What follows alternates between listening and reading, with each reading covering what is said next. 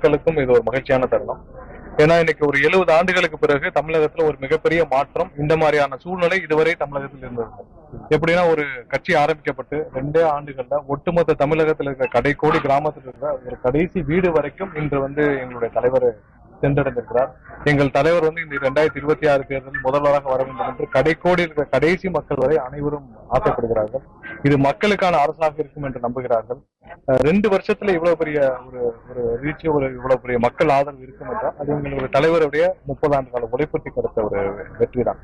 இதற்கு முதல் தேர்தலாக எங்களுடைய தமிழகம் வெற்றி கழகம் ஆரம்பிக்கப்பட்டு முதல் தேர்தலாக வர 2026 சட்டமன்ற தேர்தல் எதிர்கொள்ள போகிறோம்.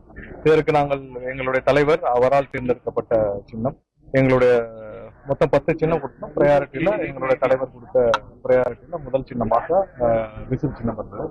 கண்டிப்பாக எங்களுடைய தலைவரின் ஆசைப்படி தமிழக மக்களின் ஒட்டுமொத்த எதிர்பார்ப்பும் ஒட்டுமொத்த ஆசையும் எங்களுடைய தலைவர் இன்று முதல்வராக வர வேண்டும்.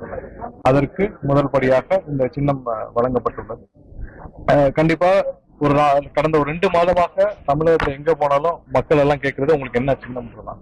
ஏன்னா இவ்வளவு தூரம் ஒரு மக்கள் அனைவரும் என்ன சின்னம்னு போற இடத்துலாம் கேட்கறதுக்கு என்னன்னா, அவர்கள் பொதுமக்கள் அனைவரும் வாக்களிக்க தயாராகி விட்டார்கள். எங்களுக்கான என்ன சின்னம் என்பதை பொதுமக்கள் தினமும் எதிர்பார்த்து காத்துக் கொண்டிருந்தார்கள். அவர்களின் ஒட்டுமொத்த எதிர்பார்ப்பும் இன்று ஆசையும் இன்று பூர்த்தியாகப்பட்டது. ஒரு சின்னம் ஒதுக்கப்பட்டு எங்க கட்சியினருக்கு முன்னாடி இன்று மக்கள் அனைவரும் சேர்ந்து கொண்டாடும் ஒரு சின்னமாக இருக்குது. கண்டிப்பா 2026 தேர்தலில் வெற்றி சின்னமாக இந்த விசில் சின்னம் இருக்கும் என்பதில் எந்த மாற்று கருத்தும் இல்லை. 2026 எங்களுடைய தலைவர் முதல்வராக அமர வைக்கும் இந்த சின்னம் தமிழக மக்களின் ஒட்டுமொத்த மக்களின் வெற்றி சின்னமாக இருக்கும் என்பதில் எந்த மாற்று கருத்தும் இல்லை.